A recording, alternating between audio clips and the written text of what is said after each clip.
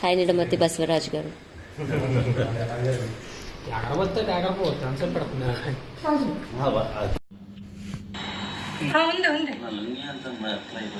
ఏం కాదులేండి, చూసేసుకోవచ్చులే పర్లేదు. చూడానా అన్న, చూడానే అన్న, ఇటు చూడండి. హ్యాపీగా బాగా అభివృద్ధి చెంది మనవాడు మనవాడంటే ఇంకా మంచిది. అయిపోయింది అయిపోయింది, కానీ మేము ఇంకా చెప్పాల్సింది చెప్తాం.